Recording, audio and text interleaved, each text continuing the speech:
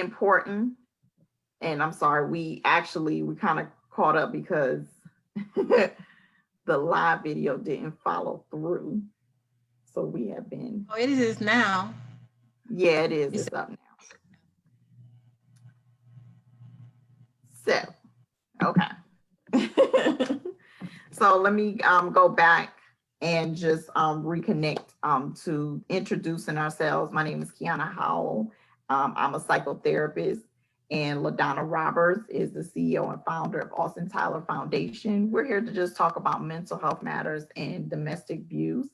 It's important for us to understand how the two correlate, how domestic abuse impacts us and our mental health, whether we're direct victims, whether we're witnesses to abuse, or actually the offender of abuse.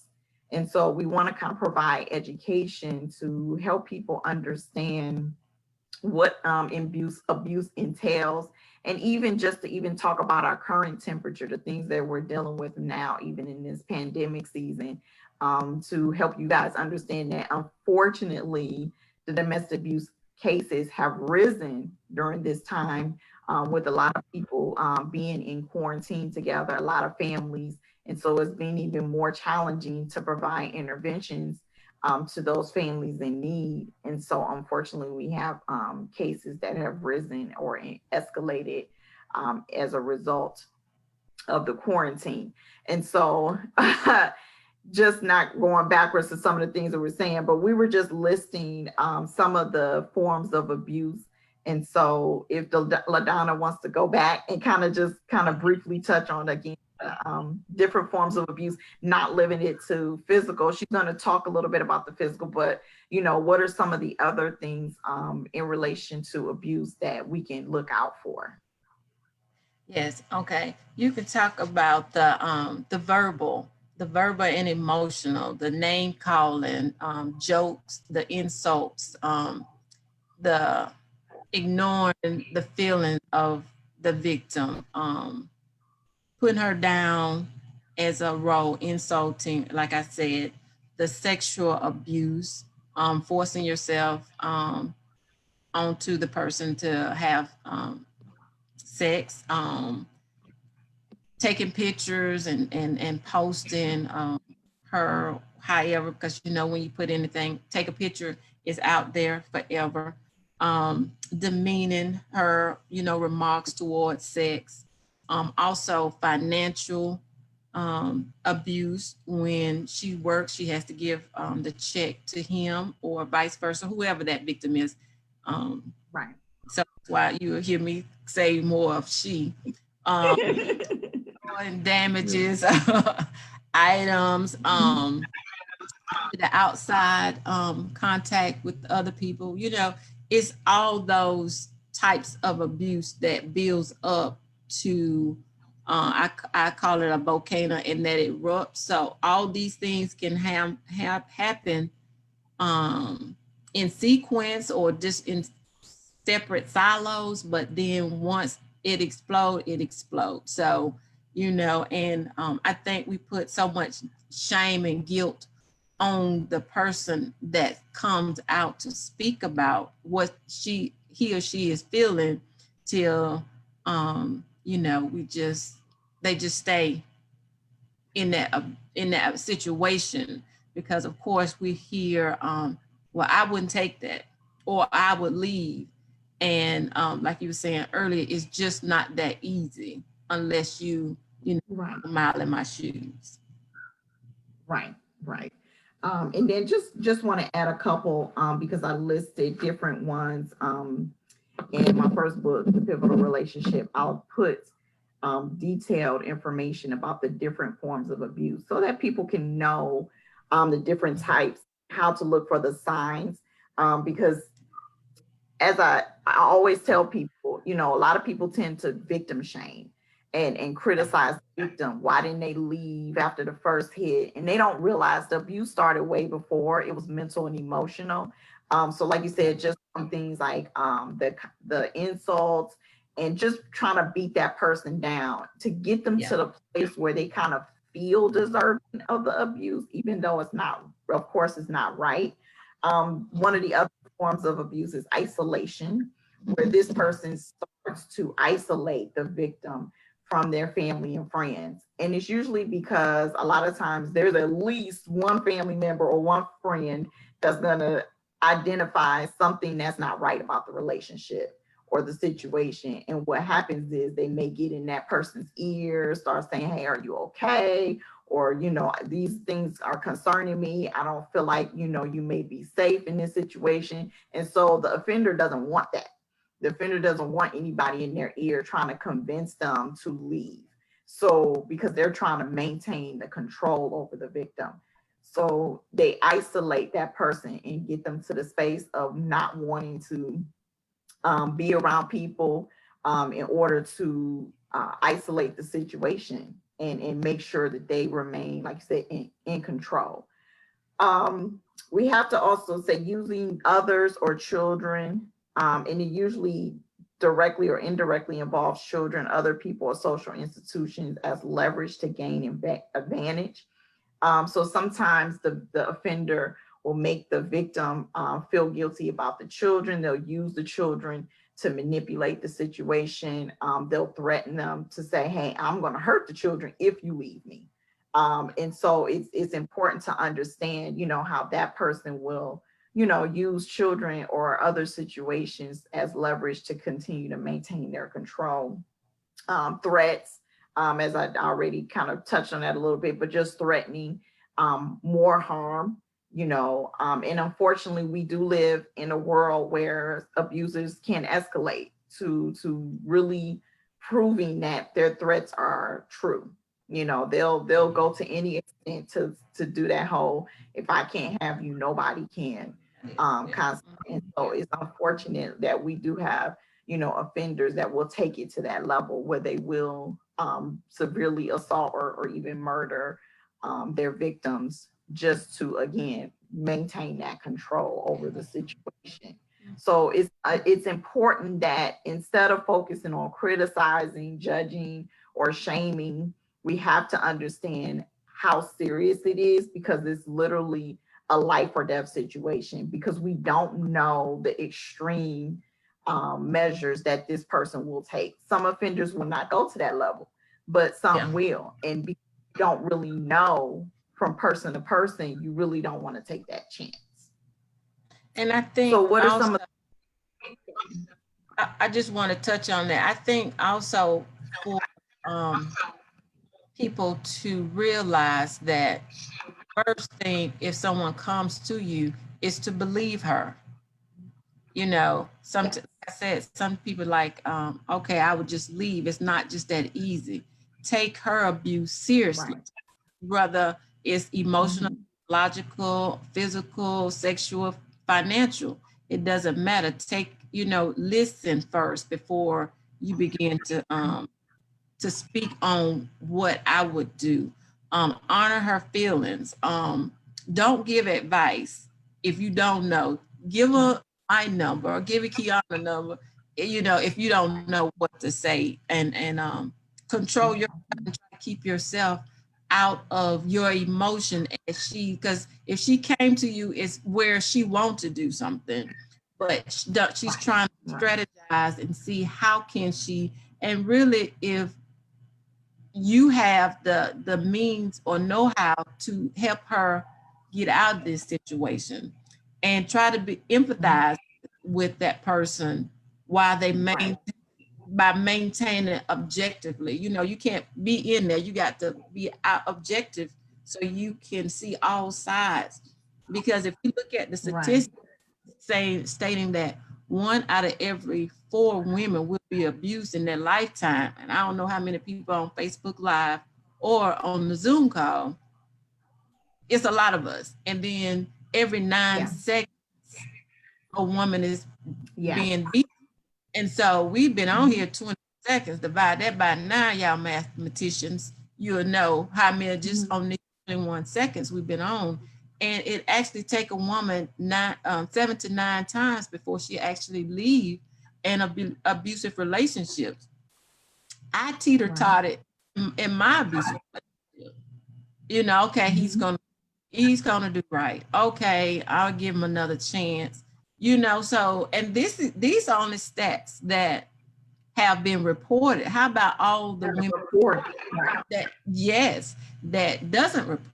Right. It might be two women, you know, so we have to take all these Right. things under consideration and become more knowledgeable, aware of what's going on and when it dealing with domestic violence. Because I know a lot of households as growing up is that we state that what goes on in the house stays in the house, and that can't, because Right.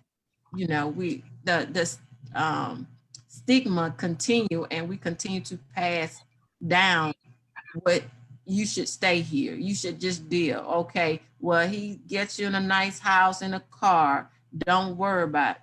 Tyler Perry. What about the color purple? Have you really looked at the Right. color purple and see the different types of Mhm. Yes. abuse in that one movie? Hmm. So, I think it's interesting because we have normalized certain behaviors in relationships to be okay and acceptable that are not. And when we even put them on the big screen, it's justified even more. So like mhm. that movie, what's the movie? The one with the gray, what is it? The gray something. What oh my God, it was like this the movie, it was more sexually based. And so people were getting more caught up Oh, the into different the shade, sex, the different the shades of different shades of gray. what? Yeah. Yes.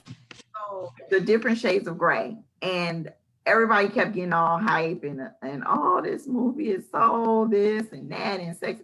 And when I watched it, I couldn't even stomach the whole movie, honestly. Mm. Because I was like, this is something, this is an abusive interaction.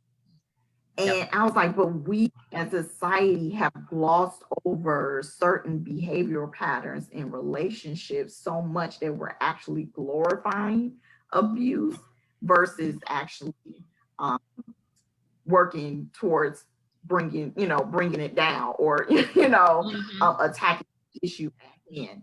And Yeah. so that's something that we really start to be mindful of how to learn how to have healthier interactions. And that's where this mental health perspective come in. Being able to work on your mental health, being able to heal on the inside, finding out ways to develop healthy coping strategies and what are healthy boundaries in a relationship.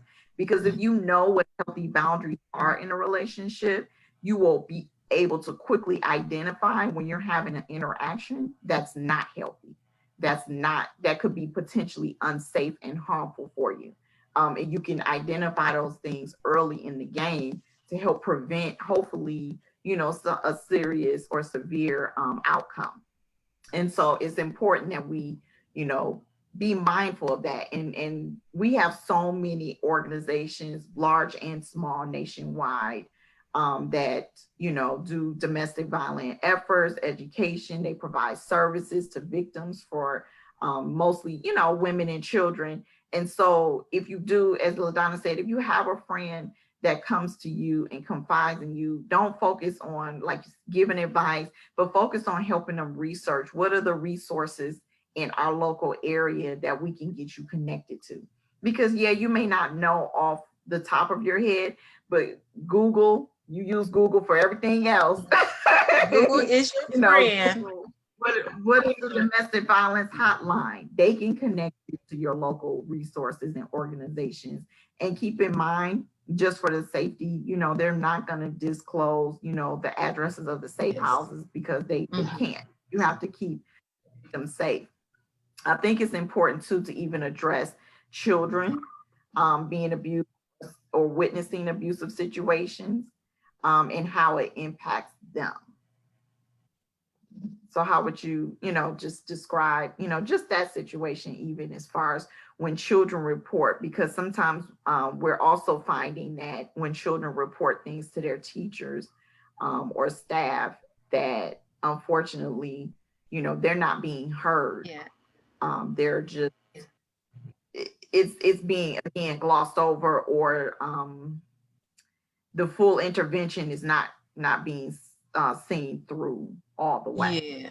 So can you touch Yeah, and I on her? think with the children, like you said, we have to be more intentional with the children, because the children still don't want to get the mother or father or the mother or boyfriend or whatever that scenario looks like in trouble. And so we Right. have to have the counseling staff, the teachers equipped with this knowledge that we're given, so that he or she will be able to look at this child, and when this child come forth, ask, is everything all right in the, Mhm. and to become an advocate for that, for that child. And so Right. if you get a little bit, then you know, and of course everybody don't like calling CPS, Child Protective Services, but it's sometimes it's for the best interest of the child, Necessary. and especially if Right. the child Right. coming to the teacher or the counselor saying certain things Mhm. going on. I can't, you know, I can't sleep. Well, why you can't sleep? Sometimes we have to probe a little further with our questioning when it comes to trying to get additional information. Sometimes just to do a welfare check, just to make sure everything is okay in that home. Why is this child saying they're not sleeping?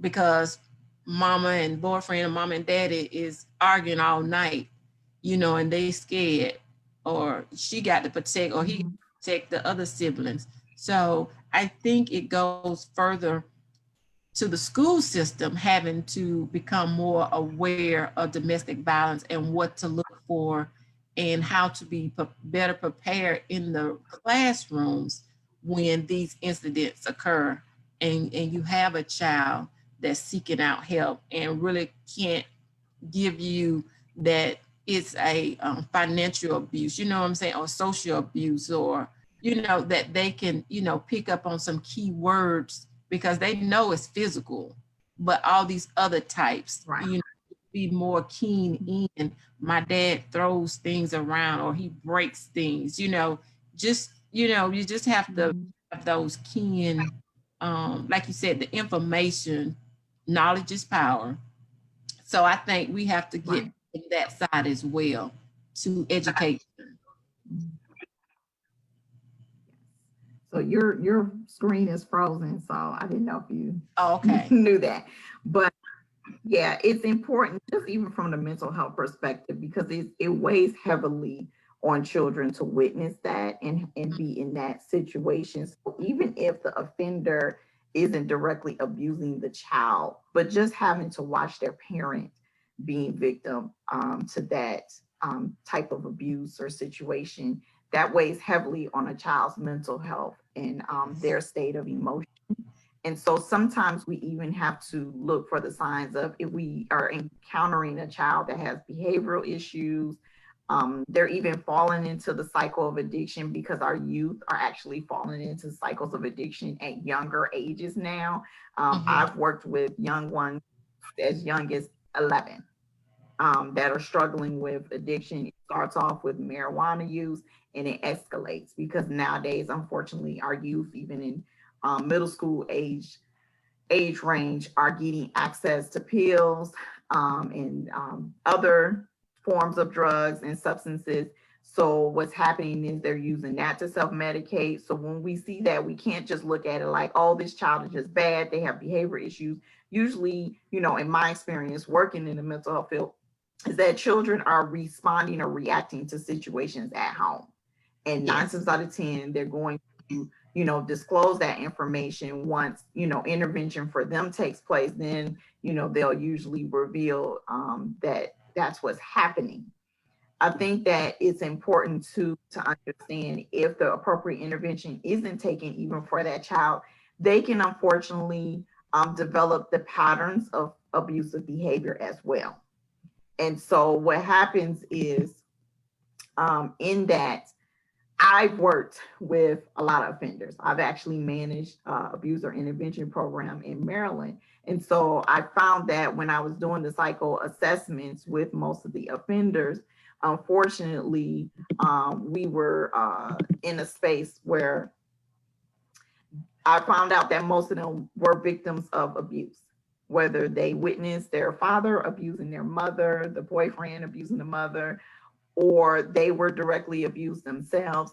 And so that's something that we have to be mindful of, is that we have to continue to be mindful of the fact that abusers need help too. They need intervention as well. They're struggling with issues that usually stem from childhood history of abuse, generational issues that have been transpiring, that they have been experiencing. So that's also of us breaking the cycle of abuse, is even being able to be effective in providing intervention for children and teens, because what we don't want to see is that they escalate into becoming offenders, or they get in a cycle of being victims because they think that's just the normal way of life, the normal way to live. And so it's important that we are more proactive with providing interventions, providing safety and compassion about the topic of domestic abuse overall, because we're not, as much as we talk about it, as much as it's reported that it's a major issue in our country, in our cities, in our states, it's still not enough being done. It's still not enough resources that's being supported even by our local governments to help fund the efforts and the needs for these organizations. So we have to keep talking about it to bring awareness in order to gain more support, in order for certain laws to change. You know, unfortunately, we are in a society, even when police get involved, I have personally witnessed police siding with the offender. I've had it happen to me when I was in an abusive relationship. They end up siding, you know, with the offender because of their story and their version of the story. And so we have to start changing the temperature of things. We have to start making bringing more awareness and really getting in and really talking about the depths of domestic abuse and how it affects all of us. It affects all of us, whether you're a teacher that have students that are in those situations, whether it's your friends, your co-workers, your sisters, your brothers, you know somebody that's dealing with that situation, whether they're on the victim or the offender side. And I know we don't want to admit to the offender side, but I'm sure you got some people in your family, unfortunately, that may be guilty of being abusive. And so that's something that we have to also be mindful of. So LaDonna, that was one of the things that we were talking about. And you know, you can unmute yourself now. Yeah, but you know, that's what I wanted to add on there, because of the fact that this is a community effort. Yes. I mean, no more is Mhm. it's my issue.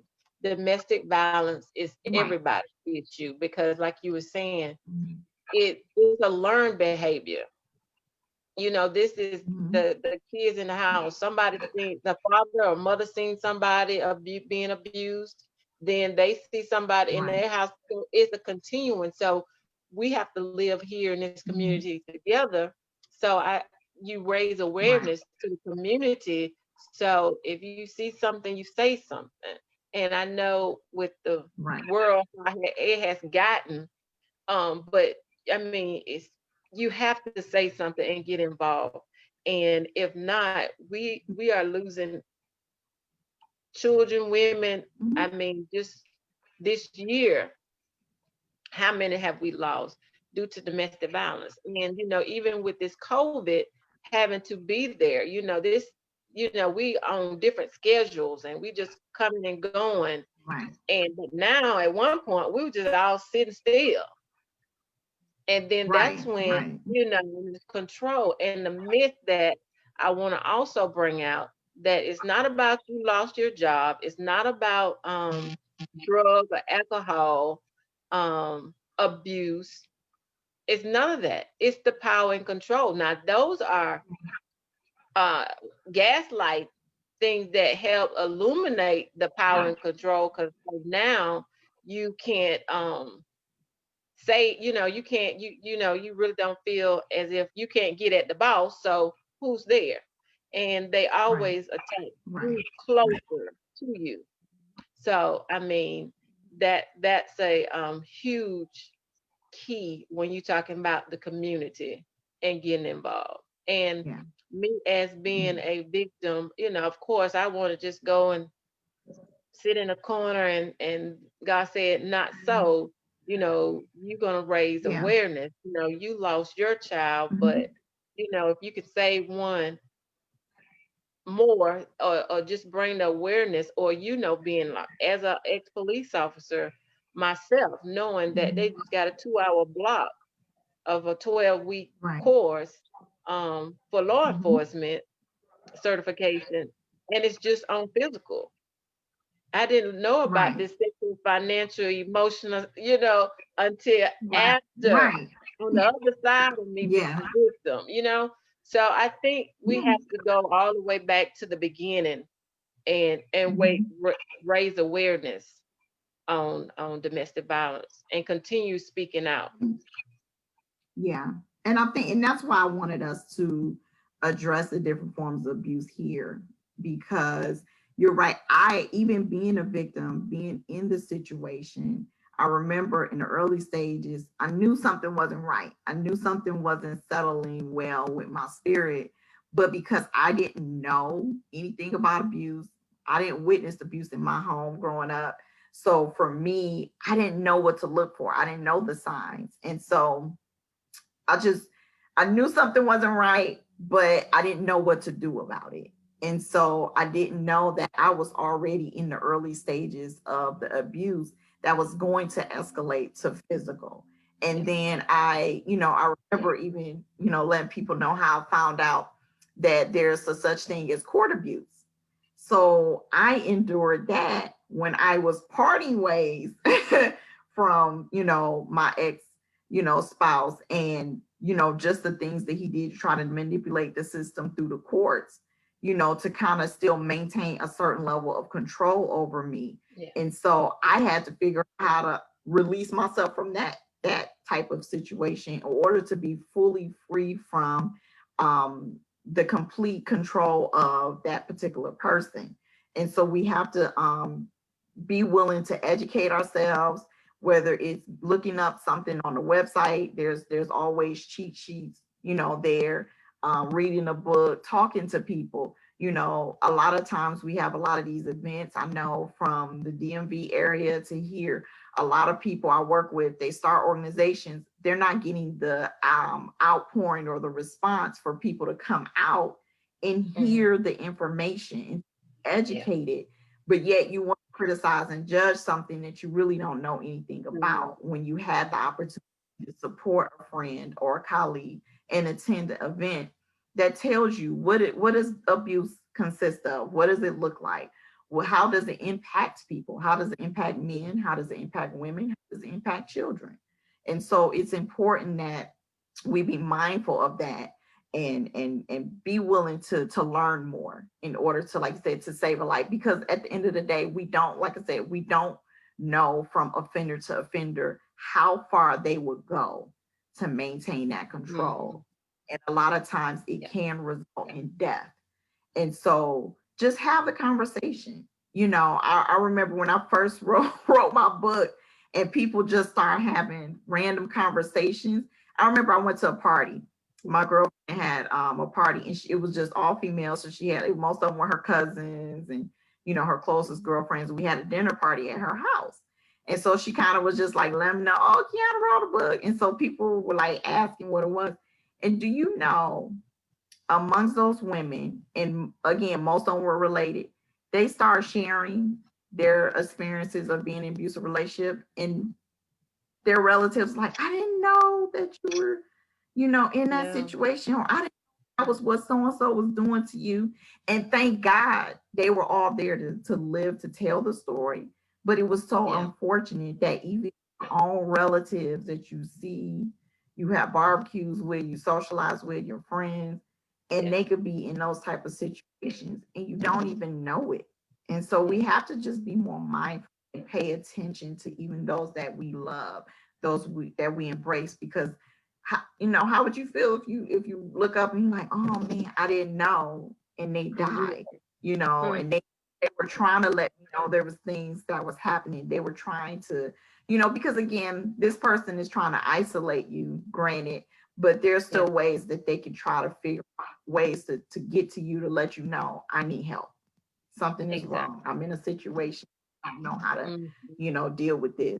So, just having those conversations. I've had conversations at work where I end up finding out things about colleagues I didn't even know. I remember one colleague, she had talked about losing her daughter to domestic abuse. Another girl was telling us she was living in that state because she relocated to get away from somebody in another state. Like you just never know. You don't realize how many around you are really dealing with this situation, and it's really, And I really think, bad. just like we say, who does your hair is like, you try to, most people rather tell you their medical background than tell Right. you what I'm dealing with at home.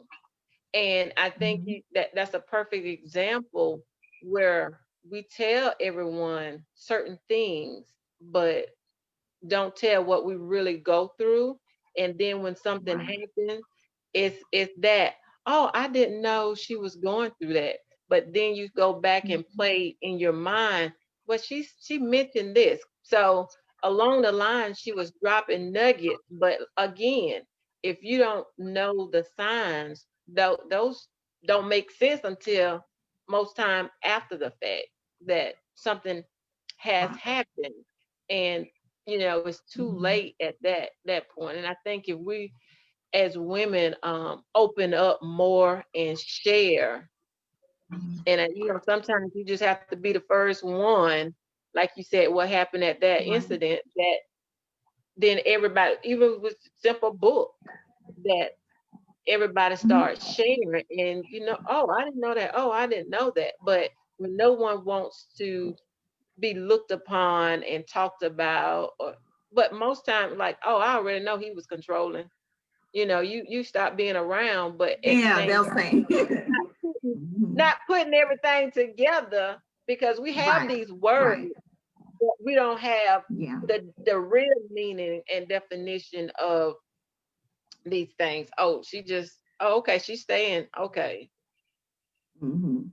Yeah. And Yeah, so so it just hit me just now, the importance of us really providing education on what does a healthy relationship look like, what are healthy boundaries that you can have, or mhm.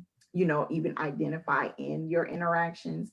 And so I think it's important that at some point, because we can talk about this all day, it's so much information to Yeah. provide. um, That'll be our next, yeah, our we'll have to next talk about topic that will be because I think it's interesting why living health in. looks like. Yeah.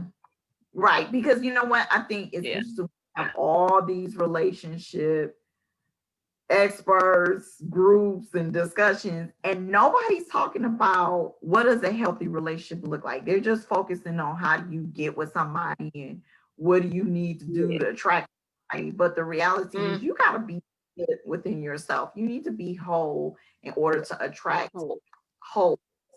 And so again, everybody knows that's my that's my thing. I'm a healer by nature.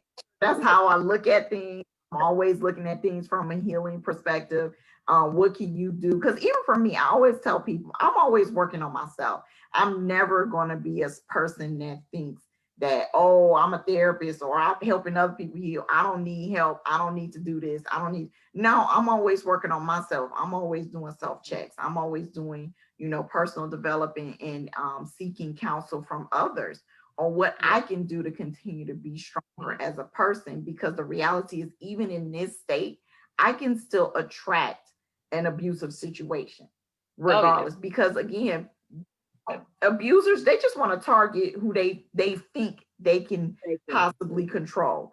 And Yep. so if they feel like you're nice and you're kind and you're sweet, oh, okay, let me try to see what I can do, how I far can I do can go. So that. nobody is exempt from the possibility of being in that situation. And so we have to remember that. We have to take the stigmas off of it. It's not by social class, it's not by race, it is not about where you live, your upbringing. Because like I tell everybody all the time, I grew up in a great 2-parent home. My parents are still happily married, Christian foundation. So it wasn't that I was exposed to anything bad or unhealthy. It just was a situation I ended up in. Yeah. And so we have to take those stigmas off in order to focus on shedding light and educating ourselves. And so, yes, we'll definitely try to do that again, a segment. So, LaDonna, just tell us what's going on with Austin Tyler Foundation. You tell us. I couldn't hear your question. I was saying, tell us what's coming up for Austin Tyler Foundation as we get ready to close. Okay. One last thing before I give the updates on that. Some key takeaways with what we have discussed tonight to wrap that part up is that domestic violence is a crime. And an abuser is not born an abuser. He or she is made. So that's society, what he's seen, she's seen that. And domestic violence affects everyone. Just like it was abuse was learned, it also can be unlearned and renew your mind on like we can speak on those healthy relationship, being a healthy, better you on that. So I just want to make sure that we hit that. And in order to bring about a change to an abuser, we have to reshape his or her attitude towards the power and control. Right. And if not, that will break down. So that's really important. I know we always give the abuser the bad rep, but they need help as well. And they do. And just like as a victim, they have to come and won't get help and get better. Likewise for the abuser as well. Right. So next we have Austin Tyler Foundation this Sunday, August the 30th, between 2 and 4. We have our back to school supply drive drop off at 1848 Old Norcross Road in Lawrenceville, Georgia, 30044. If you can't make it, you can still make cash donation at Cash App $ Austin Tyler 04. That's AUSTINTYLOR 04.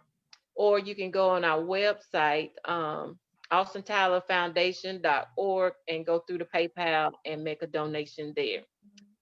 Exactly 30 days from the day, Kiana, with our 4th annual Hurting Hearts Tea that we're going virtual.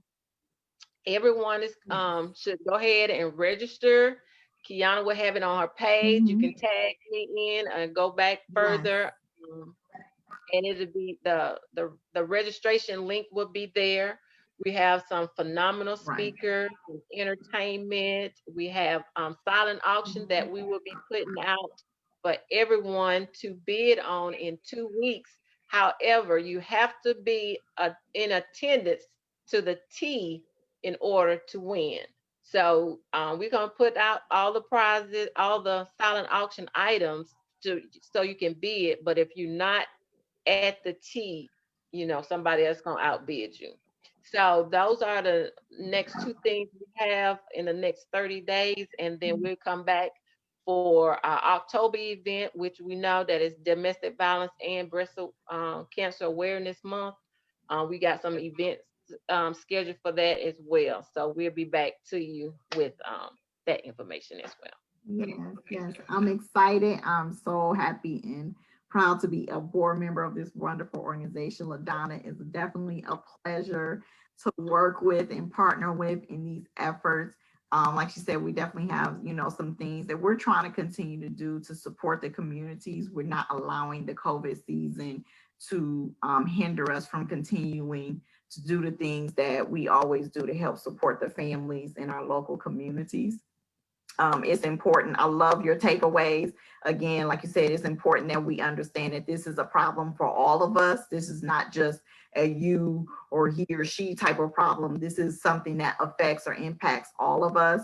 And again, just me, a lot of people know I work a lot with men. And so I have experience working with offenders on a domestic abuse side. And it's interesting to work with them and even see the things that they need to change. And so it's important to help them change their mindsets, their ways of thinking, to understand. Because here's the thing, if we don't deal with them as well, all they're going to do is jump into another relationship and keep repeating the cycle. And all we're doing is creating more and more victims.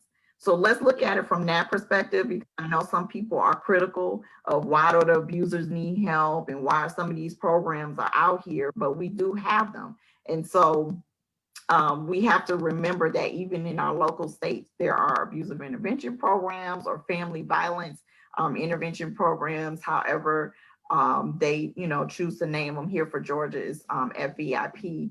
And so it's important that they get the help that they need so that the cycle can be broken. Because again, we have to attack it on all sides. And yes, we do need to figure out how do we advocate education for the police, because but the police need more education. They need more, even though they do get involved. I know here in Georgia, the police do get involved in the family violence intervention programs and try to partner up with both the domestic abuse organizations for both victims and offenders. They do try to partner up to help collaborate and figure out what can be done here in the state of Georgia, but it's not like that in every state. And so we have to remember that even police education is needed. And so those are some things that you can do. What are some areas in this cause that you can start to make contributions? So if you don't want to necessarily work with women and children, work with the men, work with the police department. There's always something done. So it's important to figure out what can I do to help, because it's so needed. It's so needed. We definitely need more plow.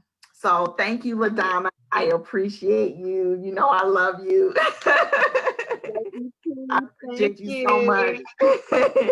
And yes, we probably will do another segment to talk more, because Domestic Violence Awareness Month is in October. So we'll, probably do something again. I know that she wants to do something even on the side of Austin Tyler. So you guys will probably see me doing things even with her in that regard. So let's definitely keep that in mind. You guys know, let's work on healing to wholeness. And then, of course, I provide therapy services or life coaching services if you need guidance or support in that journey. And I appreciate you guys for tuning in, and I hope you guys have a lovely night. Thank you. Right. Thank you. Bye. Bye.